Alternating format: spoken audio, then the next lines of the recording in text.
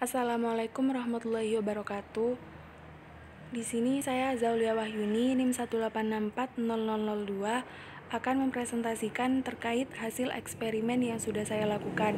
Nah, di sini saya mengambil judul Laser Irradiation of Moonbeam Vigna Radiate L at 630 sampai 650 wavelength for enhanced seedling development.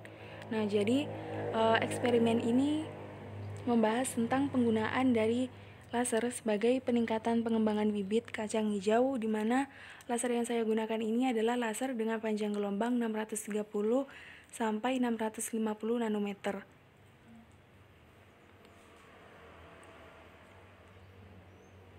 Nah, sebelum masuk ke pembahasan inti, di sini saya akan memberikan sedikit gambaran terkait laser dan juga kacang hijau.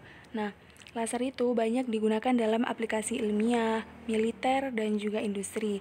Dalam dunia pertanian sendiri, laser itu banyak digunakan sebagai biostimulator atau metode fisik yang tidak mengubah proses fisiologis yang dikendalikan oleh sistem genetik. Selain itu, penggunaan dari laser ini dianggap aman untuk lingkungan dibandingkan dengan metode lain untuk perawatan benih.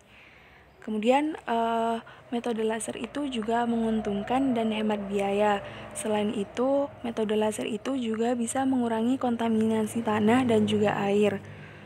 Nah, efek stimulasi dari iradiasi laser itu berasal dari interaksi antara cahaya terpolarisasi dan fotoreseptor tanaman. Energi yang diserap dari sinar laser aktif itu adalah suatu proses fisiologis dan biokimia dalam benih karena konversi energi cahaya menjadi energi kimia. Kemudian kacang hijau. Nah, kacang hijau itu adalah salah satu jenis tumbuhan yang mempunyai kandungan gizi yang cukup tinggi, seperti kandungan proteinnya, karbohidratnya, dan bermacam-macam makronutrisi lainnya. Akan tetapi pertumbuhan dari kacang hijau ini masih sangat rendah. Hal ini disebabkan oleh kurangnya benih yang bermutu serta varietas yang tidak mudah beradaptasi. Sehingga di sini saya mencoba untuk menggunakan laser yang bisa digunakan untuk meningkatkan produktivitas dari benih kacang hijau. Kemudian untuk pembahasan yang akan saya kaji terlebih dalam lagi di sini adalah di sini ada beberapa subbab. Yang pertama adalah rumusan masalah, yang kedua tujuan, yang ketiga metode, yang keempat hasil dan pembahasan, dan untuk yang terakhir adalah kesimpulan. Untuk rumusan masalah yang saya ambil di sini, yang pertama adalah bagaimana pengaruh dari laser terhadap masa semai kacang hijau. Yang kedua adalah bagaimana pengaruh dari laser terhadap panjang akar dan hipokotil kacang hijau. Nah, jika melihat dari rumusan masalah yang ada, maka tujuan dilakukannya eksperimen ini adalah yang pertama untuk mengetahui pengaruh dari laser terhadap masa semai kacang hijau. Yang kedua adalah untuk mengetahui pengaruh dari laser terhadap panjang akar dan hipokotil kacang hijau. Selanjutnya adalah alat bahan dan metode. Alat dan bahan yang saya gunakan di sini yang pertama adalah kacang hijau. Yang kedua adalah laser dengan panjang gelombang 630 sampai 650 nanometer. Di mana laser yang saya gunakan di sini adalah laser mainan. Yang ketiga adalah air sebagai perendam dari benih kacang hijau. Yang keempat adalah timbangan, di mana fungsi dari timbangan ini nantinya digunakan untuk menghitung masa semai dari 100 biji kacang hijau yang sudah mengalami iradiasi laser selama interval waktu yang sudah ditetapkan. Kemudian yang selanjutnya adalah penggaris. Nah, penggaris ini itu digunakan sebagai pengukur dari panjang hipokotil dan juga panjang akar. Kemudian stopwatch itu digunakan sebagai alat yang digunakan untuk mengukur interval dari penyinaran laser. Kemudian tisu. Untuk metode yang saya gunakan di sini, yang pertama adalah persiapan dan perkecambahan benih. Nah, biji yang akan digunakan itu nantinya direndam dengan air selama 24 jam. Nah, tujuannya adalah untuk menghasilkan perkecambahan dan memfasilitasi pemindahan benih. Setiap benih yang akan dilaser itu dipindahkan dalam suatu wadah yang dilapisi dengan tisu. Kemudian, benih ditempatkan pada suatu ruang gelap. Selama perkecambahan, benih ditaburkan dengan 2 ml air, di mana air ini itu juga akan memberikan pengaruh terhadap fotosintesis atau pertumbuhan dari kacang hijau. Nah, berikut adalah gambarannya. Yang pertama itu adalah proses perendaman benih kacang hijau. Yang kedua itu adalah media tanam dari kacang hijaunya. Kemudian yang ketiga itu benih kacang hijau yang sudah mengalami perendaman dan dipindahkan ke media tanam. Dan yang keempat itu adalah 100 biji kacang hijau yang nantinya akan dihitung masa semainya.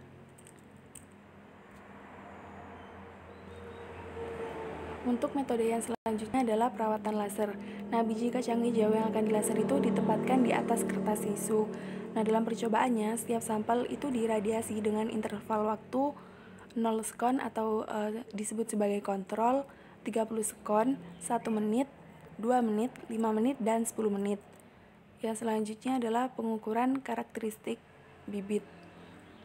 Nah, dari setiap bibit yang dipapari oleh laser, itu diukur panjang hipokotil serta panjang akar setelah masa perkecambahan 5 hari. Selain itu juga ditentukan peningkatan masa semai setelah 12 jam, 24 jam, 48 jam, 72 jam, 96 jam, dan 120 jam dari 100 biji kacang hijau. Kemudian nanti masa itu dirata-rata sehingga bisa didapatkan hasilnya. Untuk gambaran yang pertama itu adalah perhitungan dari panjang akar benih kacang hijau yang sudah mengalami pertumbuhan. Untuk gambar yang kedua adalah perhitungan panjang dari hipokotil kacang hijau. Dan untuk gambar yang ketiga dan empat itu adalah suatu proses perhitungan peningkatan masa semai setelah pertumbuhan 5 hari. Dan untuk metode yang terakhir adalah analisis statistik. Kemudian saya masuk pada hasil dan pembahasan. Nah, dari eksperimen yang sudah saya lakukan, bisa kita ketahui bahwa laser itu bisa mempengaruhi pertumbuhan dari bibit kacang hijau. Nah, dalam pembahasan ini, itu dalam gambar yang pertama sudah disajikan suatu grafik terkait efek paparan dari laser terhadap panjang akar dan hipokotil. Nah, dalam grafik tersebut, untuk pemaparan 5 menit itu menghasilkan panjang akar dan hipokotil yang lebih panjang. Nah, jadi gambar pertama itu adalah menunjukkan tentang plot panjang hipokotil dan akar setiap kacang hijau dengan setiap kacang hijau yang berumur 5 hari dengan pemaparan laser panjang gelombangnya 630 sampai 650 nanometer. Untuk benih yang tidak diberi perlakuan, panjang hipokotil yang dihasilkan itu hanya 5 mm. Kemudian, jika dibandingkan dengan yang iradiasi laser, hipokotil dari benih yang dihasilkan itu akan lebih panjang. Nah, seiring dengan bertambahnya lama paparan, maka panjang hipokotil yang dihasilkan itu akan semakin panjang daripada sampel yang tidak diberi paparan iradiasi laser. Hipokotil yang lebih panjang itu diperoleh dengan penambahan waktu pencahayaan 1 menit dalam interval waktu 1 menit, 2 menit, dan 5 menit. Itu diperoleh panjang hipokotil berturut-turut 6 mm, 7 mm, dan 20 mm. Namun, pada pemaparan 10 menit, panjang hipokotil yang dihasilkan itu mengalami penurunan, di mana panjang yang dihasilkan itu hanya mendapatkan hasil 10 mm.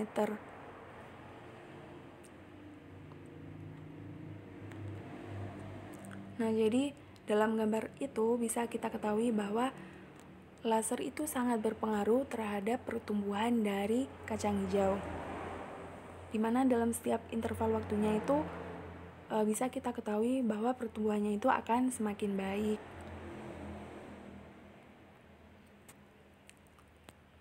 Pemaparan laser itu juga akan memberikan pengaruh pada panjang akar dari kacang hijau. Panjang akar yang tidak diberi paparan itu dihasilkan hanya 15 mm. Namun, seiring dengan bertambahnya lama paparan, maka akan dihasilkan panjang akar yang lebih panjang. Nah, pada waktu paparan 5 menit, panjang akar yang dihasilkan itu sangat optimal, yaitu 40 mm. Sedangkan paparan yang lebih dari 5 menit, panjang akar yang dihasilkan itu mengalami penurunan, yaitu 32 mm.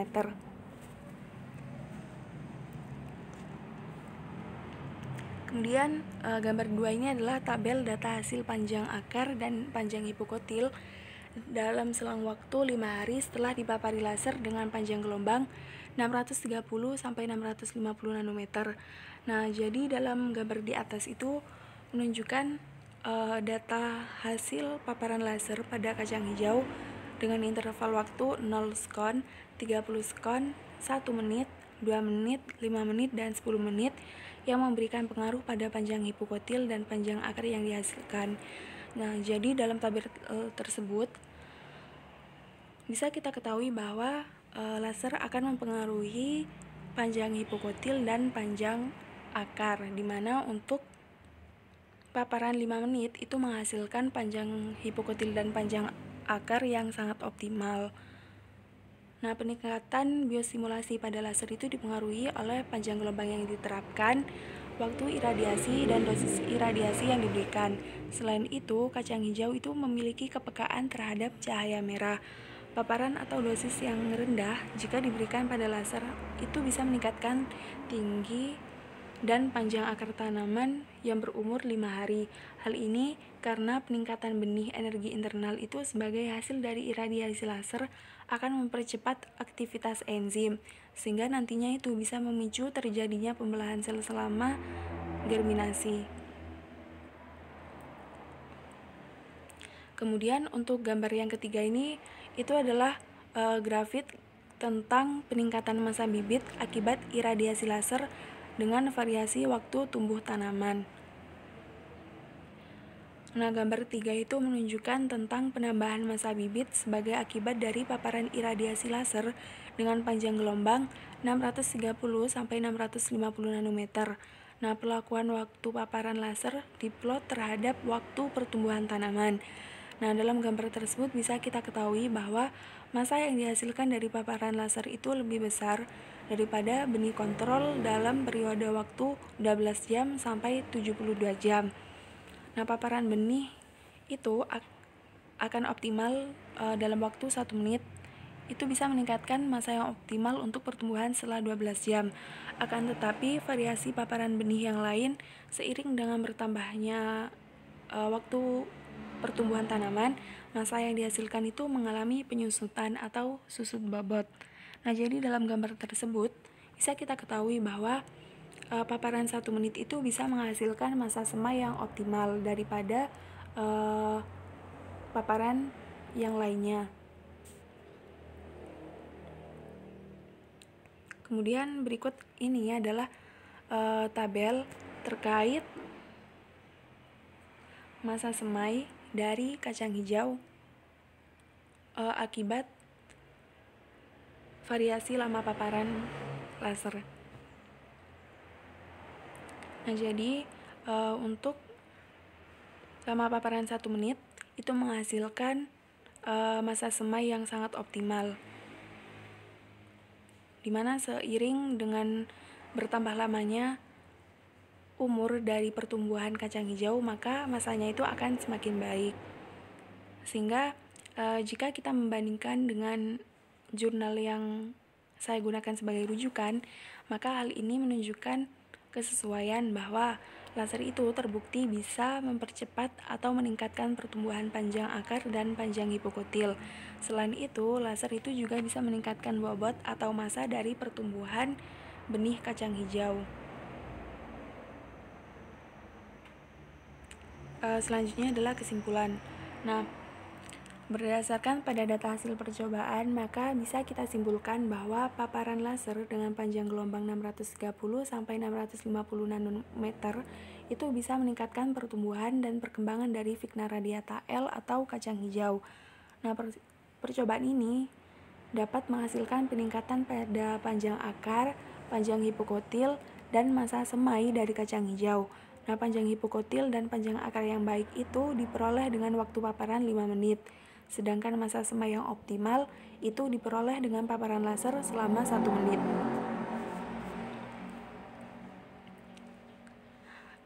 Sekian, terima kasih. Semoga bermanfaat. Wassalamualaikum warahmatullahi wabarakatuh.